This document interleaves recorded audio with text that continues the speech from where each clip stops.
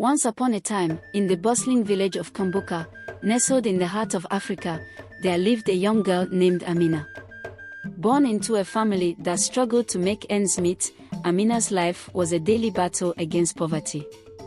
Her mother, Leila, worked tirelessly as a market vendor, selling vegetables under the scorching sun, while her father had passed away when she was just a toddler. Amina's dream was to go to school, to read and write, and perhaps one day become a teacher or a doctor. But the harsh reality of their financial situation meant that school fees were an unattainable luxury. Each morning, Amina watched enviously as other children, clad in their uniforms, skipped joyfully to school while she stayed behind to help her mother. As days turned into months and months into years, Leila grew increasingly worried about her daughter's future. One day, she made a difficult decision. Leila sent Amina to live with her sister, Zainabu, who was married to a wealthy businessman in the nearby town of Monza. Leila hoped this move would provide Amina with better opportunities, perhaps even the chance to attend school. Amina's heart was heavy as she left her mother's modest home, but she carried a glimmer of hope. However, life with Aunt Zainabu was far from what she had imagined. Zainabu, though living in luxury, was harsh and unkind. She viewed Amina not as a niece, but as an unpaid servant. The mansion, with its tall walls and ornate furnishings, felt more like a prison to Amina. She was given endless chores to complete, scrubbing floors, washing clothes, cooking meals, and tending to the garden. If she made the slightest mistake, Zainabu's wrath was swift and unforgiving. Amina often went to bed with bruises and welts from the beatings she received. The servants in the house, though sympathetic, were powerless to help her. Despite the cruelty she faced, Amina remained resilient.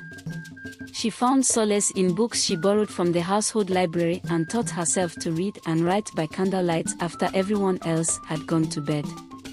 Her only reprieve was the occasional trip to the market, a brief escape from the confines of her aunt's home. One sunny afternoon, as Amina was returning from the market, her arms laden with groceries, she bumped into a young man named Jabari. With his warm smile and kind eyes, Jabari seemed different from anyone she had ever met. He helped her carry the groceries home, and they struck up a conversation. Jabari was kind and gentle, and he showed genuine interest in Amina's life and dreams. Their meetings became more frequent, and Amina found herself looking forward to their encounters. Jabari would often bring her small gifts, books, flowers, or sweets, and they would talk for hours about their hopes and aspirations. For the first time in a long while, Amina felt seen and valued. Jabari became her confidant, the one person who knew about the hardships she faced at her aunt's home. Zainabu, however, soon noticed Amina's brighter spirits and suspected there was more to her niece's newfound happiness. One evening, Zainabu confronted Amina.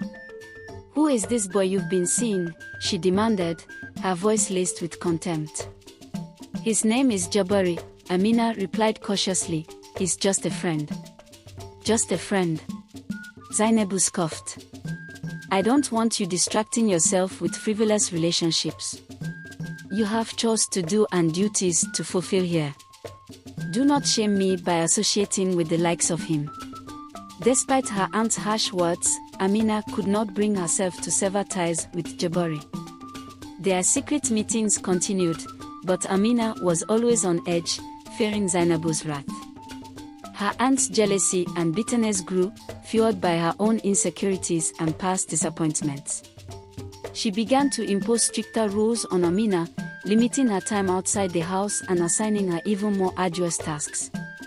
One particularly cruel punishment involved Zainabu forcing Amina to scrub the courtyard tiles with a brush until her hands bled. "You think you're better than this life?" Zainabu sneered.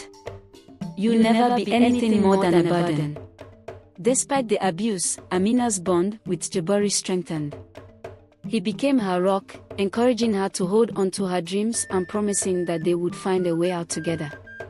Jabari even managed to secretly provide Amina with materials to continue her self-education, slipping her books and notebooks during their brief meetings. One evening, after a particularly harsh beating, Amina confided in Jabari about her aunt's abuse. He was furious and promised to help her escape. Jabari suggested they run away together, to start a new life far from the clutches of her cruel aunt. For a moment, Amina allowed herself to dream of a life where she was free from Zainabu's tyranny. But fate had other plans. Zainabu, suspicious of Amina's prolonged absences, followed her one day and witnessed her meeting with Jabari. Enraged, Zainabu stormed into the marketplace the next day and publicly humiliated Amina, accusing her of bringing shame to their family. You're nothing but a worthless, ungrateful girl, she screamed. You'll never escape this life, never. The public spectacle was too much for Amina.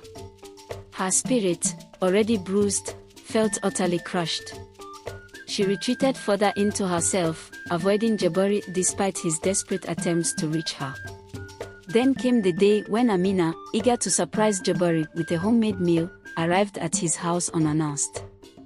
To her shock and dismay, she found him in the arms of another woman.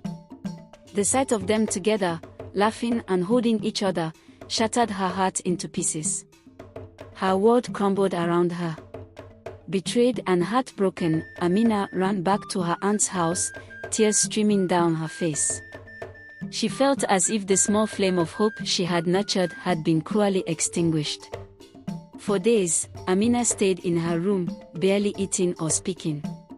The weight of her struggles and disappointments seemed too much to bear. Zainabu, noticing her niece's unusual behavior, showed no sympathy and continued to berate and mistreat her. But as time passed, Amina realized that wallowing in her pain would not change her circumstances. She remembered her mother's strength and resilience and decided to honor that legacy. Determined to reclaim her life, Amina threw herself into her studies with renewed vigor. She found a local community center that offered free evening classes and attended whenever she could. Her hard work paid off when she won a scholarship to a prestigious school in the city. With the scholarship, Amina moved out of her aunt's house and into the school's dormitory. For the first time, she experienced the joy of learning in a classroom. She made friends who supported and encouraged her, and she excelled in her studies. Years passed, and Amina graduated with top honors. She went on to attend university, where she studied education, driven by her childhood dream of becoming a teacher. Upon completing her degree, she returned to Kimbuka, determined to give back to her community. Amina established a school for underprivileged children, ensuring that no child in her village would be denied an education due to financial hardship. Her mother, Leila, was her greatest supporter, and the school quickly became a beacon of hope for many. One day, while teaching a group of eager students, Amina saw a familiar face in the doorway. It was Jabari, looking humble and remorseful. He had heard of her achievements and came to apologize for his past actions. Amina listened, her heart now healed and stronger. She forgave him, not out of lingering affection, but from a place of peace and closure. Amina's journey from a poor, struggling girl to an empowered and inspiring woman became a tale told throughout the region. Her resilience and determination not only transformed her own life but also the lives of countless others, proving that with education and perseverance, one could rise above even the harshest of circumstances.